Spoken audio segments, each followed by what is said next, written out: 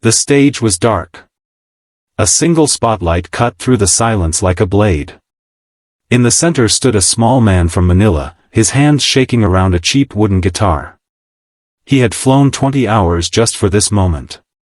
His name was Rico, and he had nothing left except his voice and the memory of his brother who taught him how to sing. The audience in the Los Angeles theater didn't know his name. They didn't know that his mother sold her only gold necklace to buy him a plane ticket. They didn't know that he slept in a bus station the night before because he couldn't afford a hotel. All they saw was a poor Filipino with calloused fingers and a faded barong Tagalog.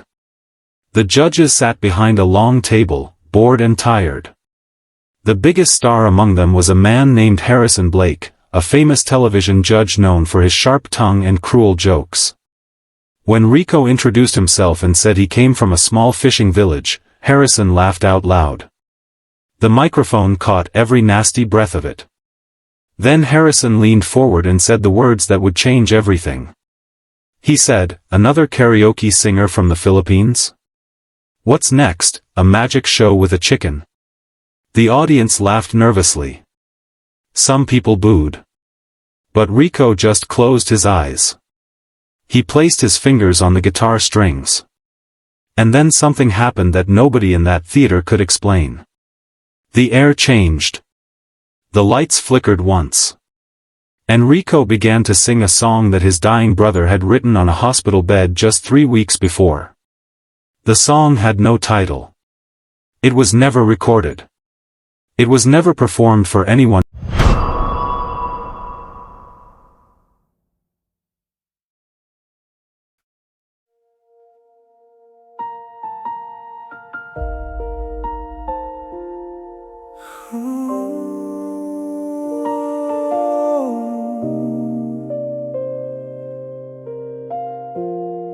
Sa tahimik na gabi, ako'y nag-iisa. Mga tanong sa hangin, walang kasagutan pa. Mga pangarap ko'y tila naliligaw sa mundong hindi ko maintindihan. Ngunit sa bawat luha na aking pinipigil, may tinig sa puso na pilit sumisigaw. Sa gitna ng dilim, may liwanag pa rin.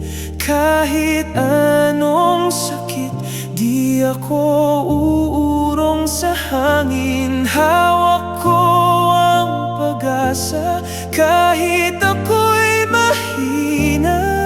Babangon at lalaban para sa sarili ko.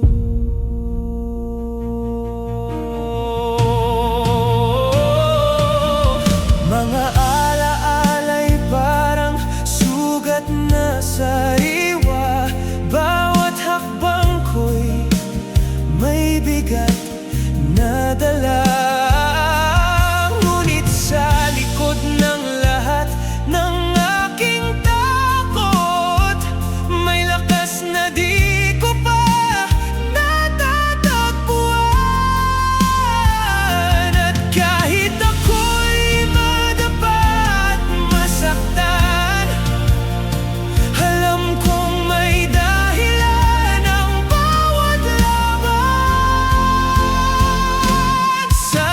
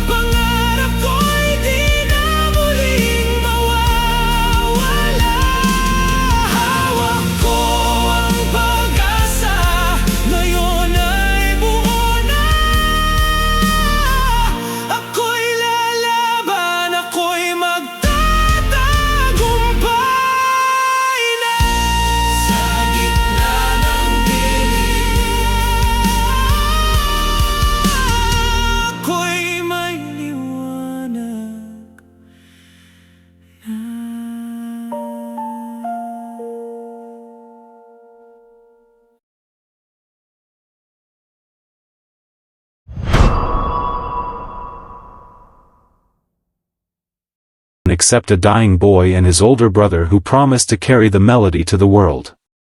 As the first note left Rico's mouth, Harrison Blake's smile froze. The second judge dropped her pen. The audience stopped breathing. Because this was not a karaoke performance. This was not a talent show act. This was a ghost arriving through sound. This was a poor fisherman's son channeling something so pure and so broken that it made the richest people in the room feel like beggars. And that was only the first 10 seconds. The sound that came out of Rico's throat was not loud. It was soft. It was so soft that Harrison Blake had to lean forward to hear it. But soft does not mean weak. A whisper can cut deeper than a scream. The first words were in Tagalog. Sa dilim ng gabi, ikaw ang ilaw ko. In the darkness of the night, you are my light. The song was for his brother Tomas, who was only 19 when the doctors found the lump in his liver. Tomas had worked in a scrapyard since he was 14. He melted copper wires with bare hands. He breathed poison fumes every day so that Rico could stay in school. When Tomas got sick, he did not tell anyone for 6 months. He kept working. He kept sending money. He kept smiling. Until one morning he collapsed on the pile of scrap metal and woke up in a charity hospital with 3 months to live. That was when Tomas wrote the song. He wrote it on torn pages of a notebook while morphine dripped into his arm. He wrote it because he wanted to leave something behind. He wrote it because he knew Rico had the voice. He wrote it because their father drowned in a typhoon when they were small, and their mother worked 3 jobs, and the only inheritance those 2 boys ever had was music. Tomas died on a Tuesday. Rain was pounding the tin roof of the hospital. Rico held his brother's hand and felt it go cold. Then he took the notebook pages, folded them carefully, and pressed them against his heart. He promised Tomas that the whole world would hear that song. But he never imagined that the whole world would hear it under the mocking eyes of a famous American judge. As Rico sang the second verse, the camera operators forgot to zoom. The sound engineers forgot to adjust levels. Everyone just stared. The song climbed higher.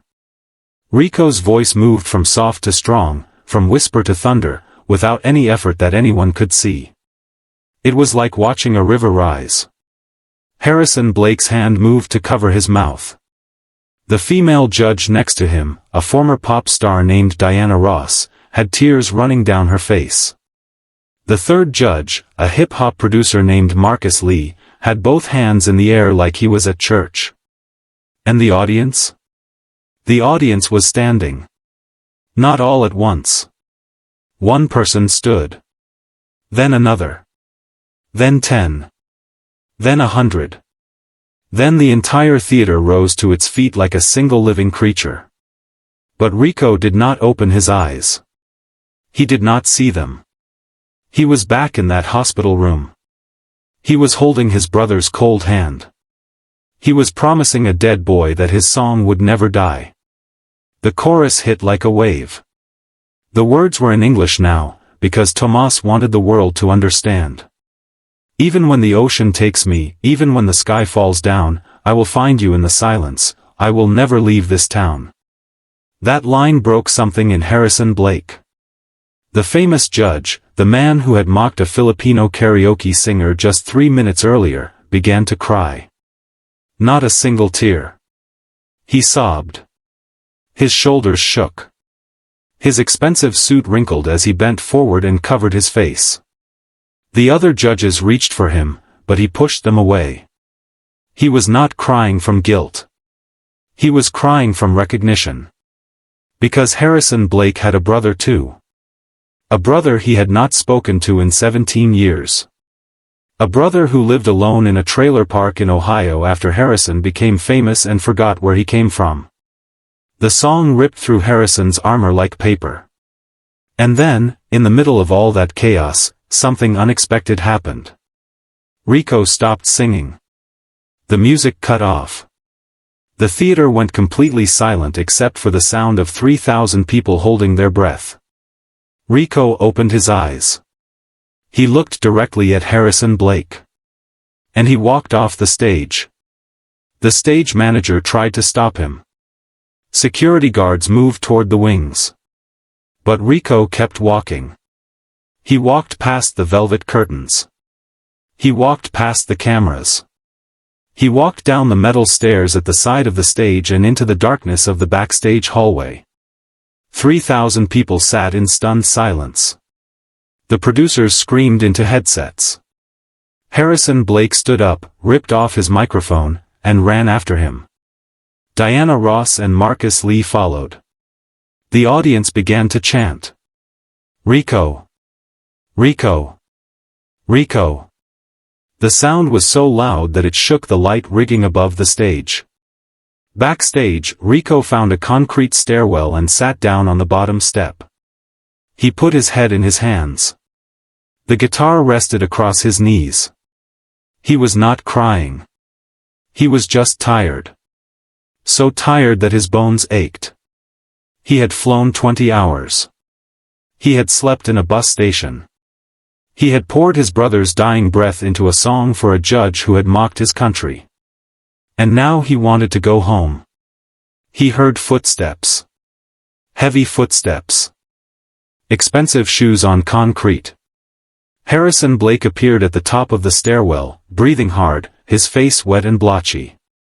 Behind him came Diana and Marcus. The three richest, most powerful people in that building stood frozen, looking down at a poor fisherman's son who had just humiliated them all without saying a single angry word.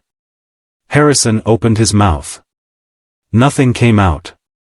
He tried again. Still nothing. Then he did something that nobody expected.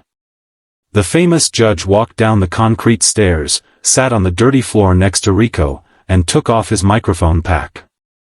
He set it aside. He turned to face the small Filipino man. And he whispered, "I'm sorry. I'm so sorry. My brother. I haven't spoken to my brother in 17 years. I didn't even go to his wedding. And I don't know why. I got famous. And I forgot." Rico lifted his head. He looked at Harrison Blake. The famous judge looked small now. Without the lights and the cameras and the makeup, he was just a scared old man who had wasted 17 years of brotherhood over nothing.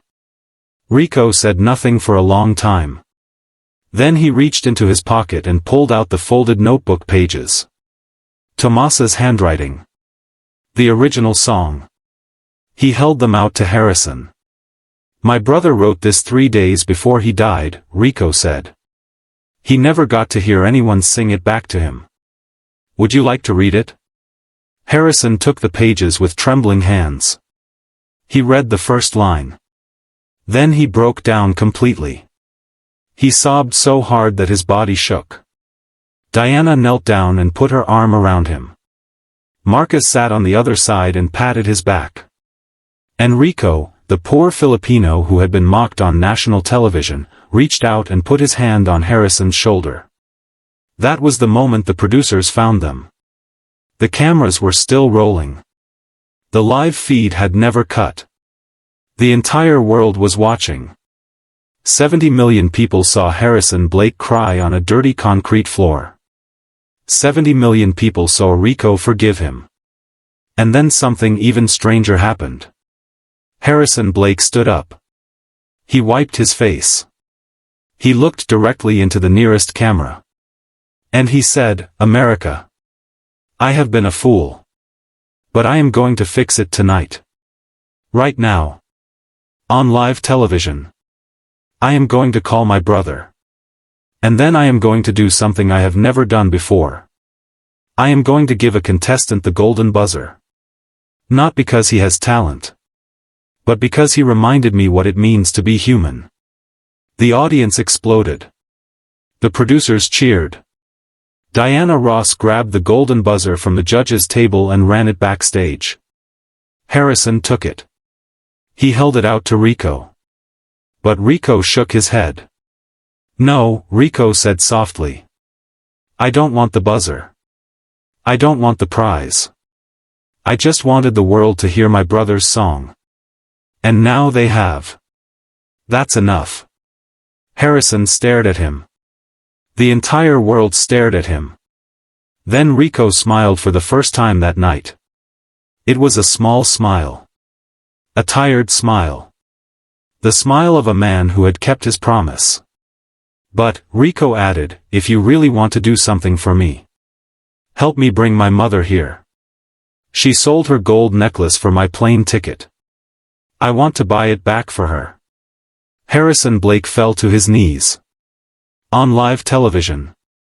In front of 70 million people. He fell to his knees and bowed his head. I will buy your mother 100 gold necklaces, he said. I will fly your whole village here. I will pay for your brother's hospital bills. I will do anything. Just please. Sing that song again. One more time. For my brother too. And that is what happened next. Rico walked back onto the stage. The orchestra found his key. And he sang Tomas's song again. This time, Harrison Blake stood beside him. Not as a judge. As a brother. As a man who had just learned that it is never too late to say sorry. When the final note faded, the applause did not stop for 20 minutes. Rico did not win the competition that season. He withdrew his name the next day. But he didn't need to win. Because within 1 week, a recording of that performance had been viewed 400 million times. Within 1 month, a record label signed him for $1 million. Within 1 year, he built a hospital in his village named after his brother Tomas. And Harrison Blake? He flew to Ohio the very next morning. He knocked on a trailer door. An older man with Harrison's eyes opened it. They stood there for a long time. Then Harrison said, I heard a song. And it was about us. The two brothers hugged for the first time in 17 years. All because a poor Filipino fisherman's son kept a promise to a dying boy. All because a judge mocked him first. And all because the world learned that talent is not about how well you sing. It is about how deeply you feel.